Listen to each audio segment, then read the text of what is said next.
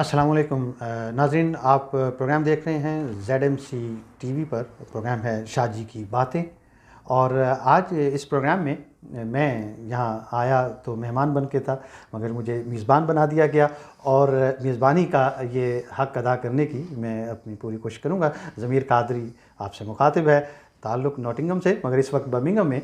और बर्मिंघम में मैं हूँ एक ऐसी शख्सियत के साथ कि जो इंसानी हकूक़ के हवाले से अपनी पहचान रखते हैं, कानूनदान हैं और कम्युनिटी एक्टिविस्ट भी हैं।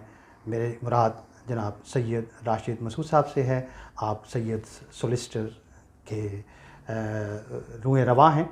और आज हम बात करेंगे, अक्सर इस प्रोग्राम में मैं पहले देखता रहा इस प्रोग्राम के नाज़िर की हैसियत से, लेकिन आज मेज़बान की हैसियत से मैं ये कहूँगा कि इस प्रोग्राम में मुख्तलिफ़ जो अमूर पे हमेशा बात की जाती है, इंसानी हकूक़ की भी बात होती है और पाकिस्तान मुमलिकत खुदादाद और वहाँ पे बसने वाले और यहाँ पे बसने वाले लोगों के मसाइल पर भी अक्सर बात की जाती है। आज हम बात करेंगे मुस्लिम उम्मा को एक बड़ा जो मसला दरपेश है, न सिर्फ मुस्लिम उम्मा बल्कि मैं कहूँगा कि इंसानियत को एक मसला दरपेश है। पूरे आलम इंसानी को उस अलमिया का सामना रोज़ करना पड़ता है जब ख़बरें देखते हैं कि फ़लस्तीन में इतने मासूम लोगों को शहीद कर दिया गया, मासूम बच्चों की लाशें। और ये दुनिया में जो कन्फ्लिक्ट हैं, अमन के दाई और अमन पसंद लोग जो हैं वो यकीनन मुत्तरिब हैं इस मौके पर। और इस इज़्तिराब की ये हालत है कि दुनिया भर में मुज़ाहरे भी हो रहे हैं और इस हवाले से आवाज़ भी बुलंद की जा रही है और बात सिर्फ़ और सिर्फ अमन की जा रही है। अमन पसंदी के हवाले से आज हम गुफ्तगू करेंगे जनाब सैयद राशिद मसूद साहब से।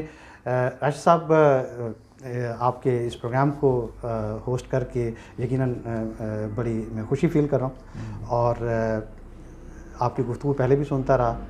आप बड़ी बैलेंस गुफ्तगू हमेशा करते हैं।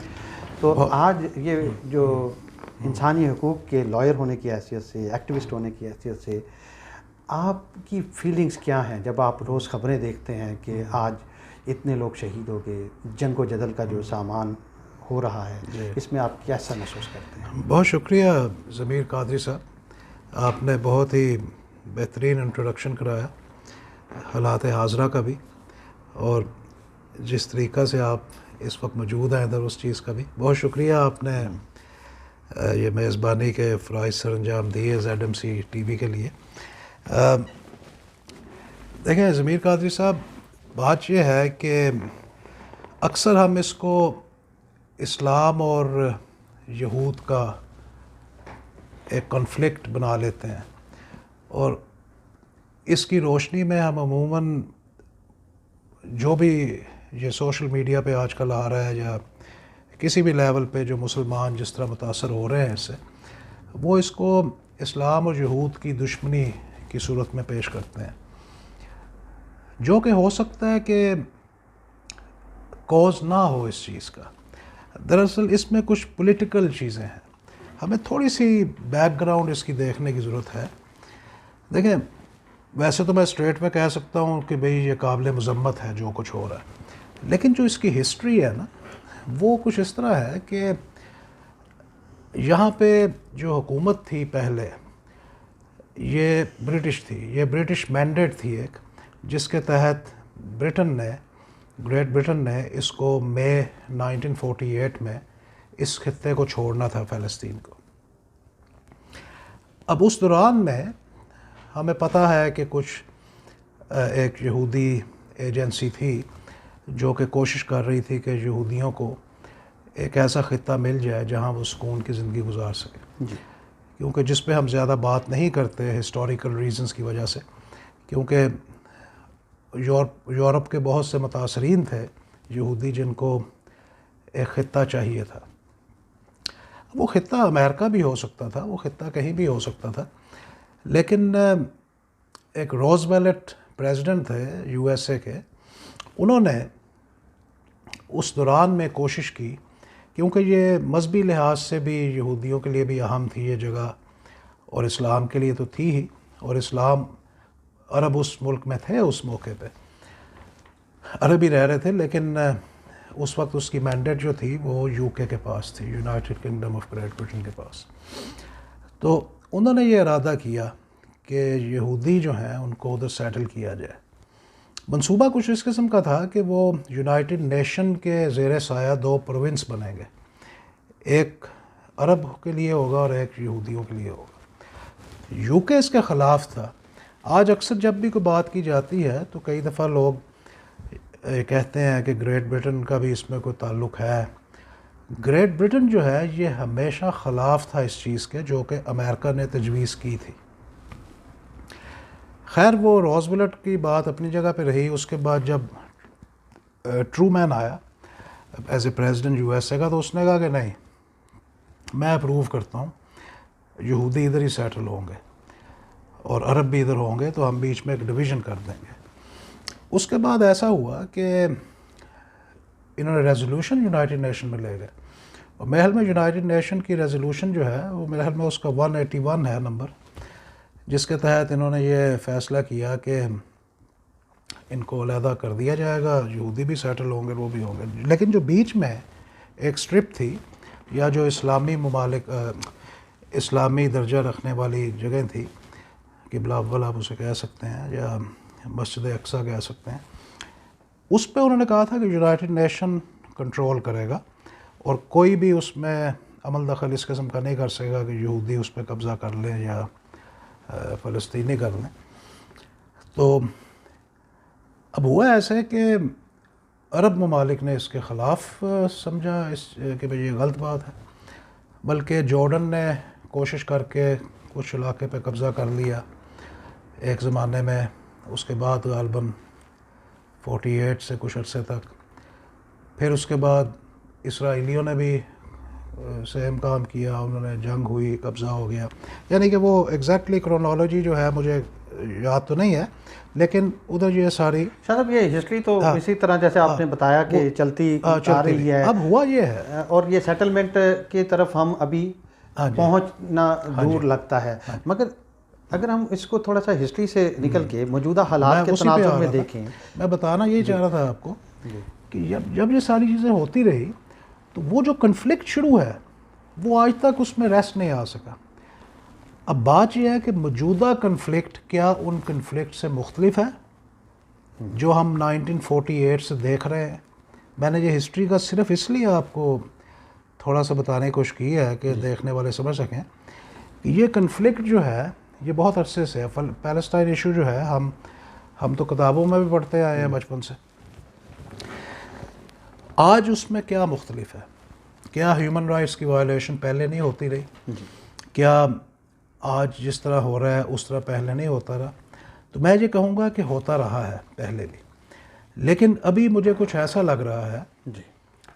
अब एक इशू मैं वैसे बताना चाहता था उसी दौरान में जब आपने बिल्कुल सही तरीके से मुझे इंटरप्ट किया कि बेहतर है कि हम ह्यूमन राइट्स की बात करें शायद, लेकिन मैं वो बताना ये चाह रहा था कि इसमें दरअसल इसराइल जो है वो, इसमें कोई शक नहीं है कि वो एक मुल्क है। सॉरी, मैं एक बात क्लियर करना चाहूँगा कि जो रेजोल्यूशन है उसके मुताबिक वो एक मुल्क नहीं था, वो एक प्रोविंस था। पैलेस्टाइन में अरब का भी एक प्रोविंस था और एक इसराइल एक प्रोविंस था, लेकिन अब वो अपने आप को काफ़ी इंडिपेंडेंट शो करते हैं जो कि रेजोल्यूशन के ख़िलाफ़ है। अच्छा, अब अगली बात ये है कि मेरे ख्याल में इसराइल ये स्टांस लेता है कि अगर इन्होंने अरब्स ने हमारे ऊपर हमला किया है और इन्होंने ह्यूमन राइट्स की या अक़वाम मुत्तहिदा की जो करारदाद थी उसकी वायलेशन किया, तो हम भी हक़ में जानम है कि हम ये कर सकें। और अब जिस तरह वो ये कहने की कोशिश करते हैं कि इस पे पहले हक़ किसका है, जैसे कि अभी इंडिया का इशू था बाबरी मस्जिद का, या कश्मीर के ऊपर इंडिया कहता है कि जी सबसे पुराना हक़ किसका है, इधर पहले पंडित रहते थे, मुसलमान तो बाद में आए, तो कश्मीर पे कैसे हक़ है मुसलमानों का।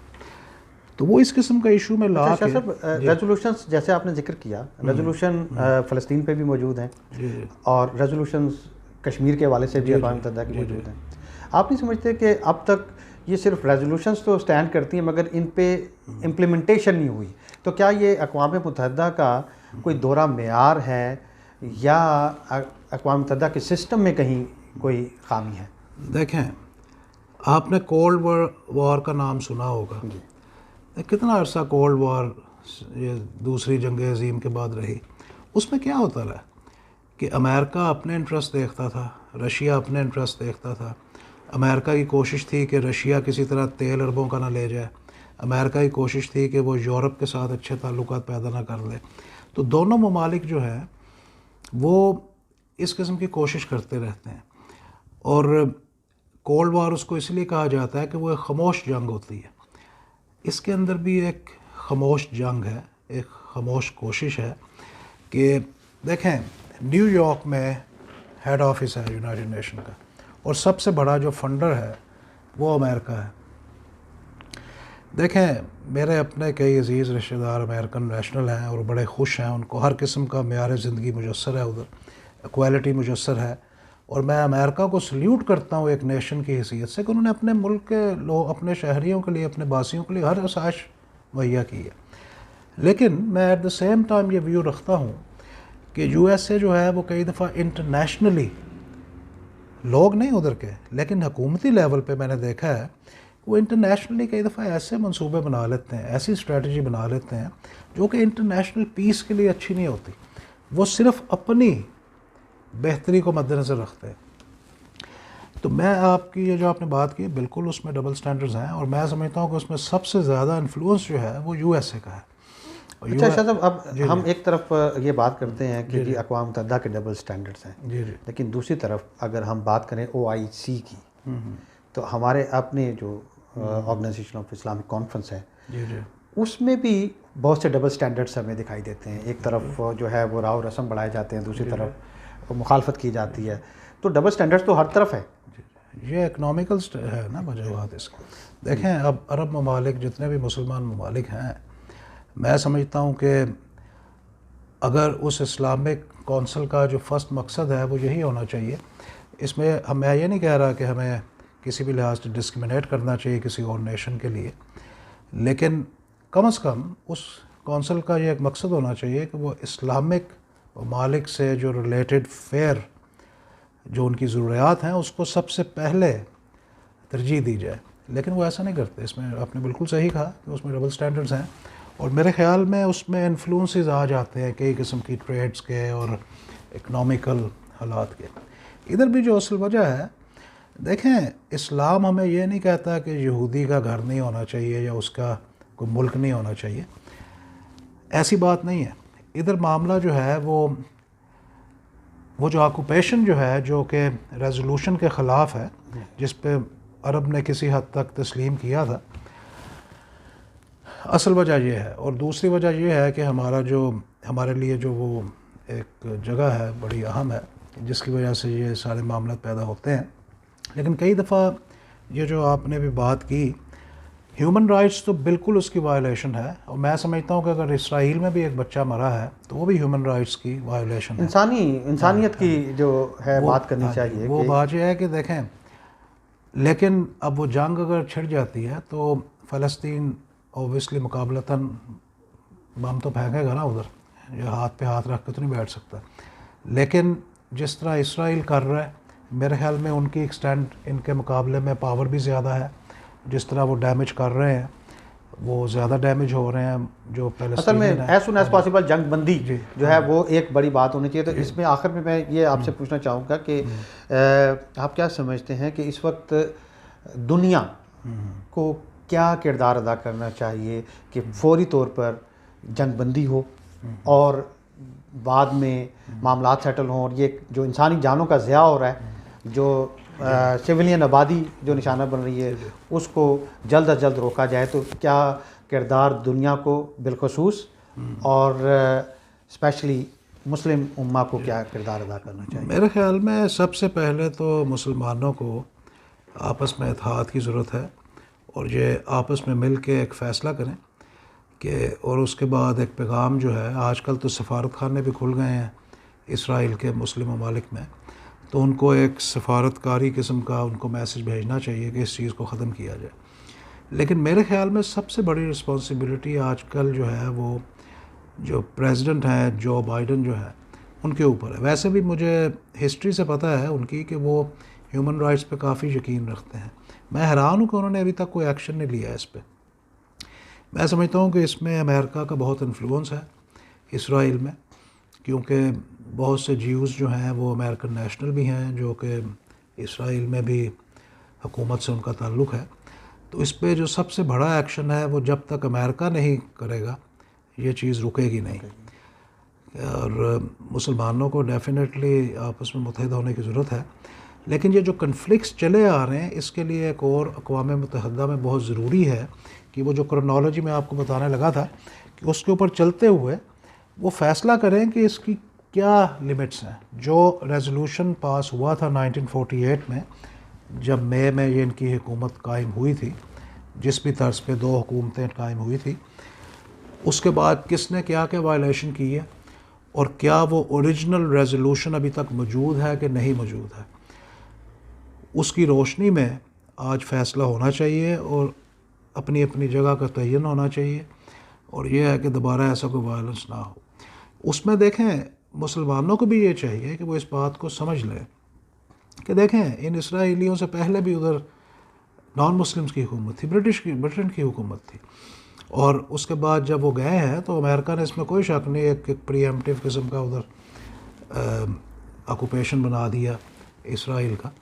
उसमें कोई बुराई भी नहीं है, मुसलमान किसी यहूदी को भी अपने घर में जगह दे सकता है कि आओ भाई रह लो इधर, कोई बुरी बात नहीं है अगर कोई बेघर है तो। लेकिन जिस तरह वो जगह दी गई वो अगेंस्ट था जो असल मुआहदा था उसके, क्योंकि उस मुआहदे के तहत वो जगह दोबारा फ़लस्तीनियों को मिलनी थी, वो इसराइलियों को नहीं मिलनी थी। तो चलो अमेरिका ने अपना इन्फ्लुएंस इस्तेमाल करके वो चीज़ कर ली और अरब ने उसके ख़िलाफ़ तहरीक चलाई, लेकिन चलो किसी हद तक मान ली। लेकिन अब ये है कि वो बाउंड्री सेट होनी चाहिए और ये है कि without interference with each other. और जो इस्लामी जगह है अहमियत की हामिल, वो हमारे मुसलमानों के पास होनी चाहिए ताकि दोबारा ऐसा कोई कन्फ्लिक्ट राइज ना हो। जी बहुत शुक्रिया जी। नाज़रीन, प्रोग्राम शाजी की बातें आपने देखा। ZMC नेटवर्क से ज़मीर कादरी को इजाज़त दीजिए। अगले प्रोग्राम में फिर किसी वक्त आपसे ज़रूर मुलाकात होगी। अस्सलामु अलैकुम व रहमतुल्लाह।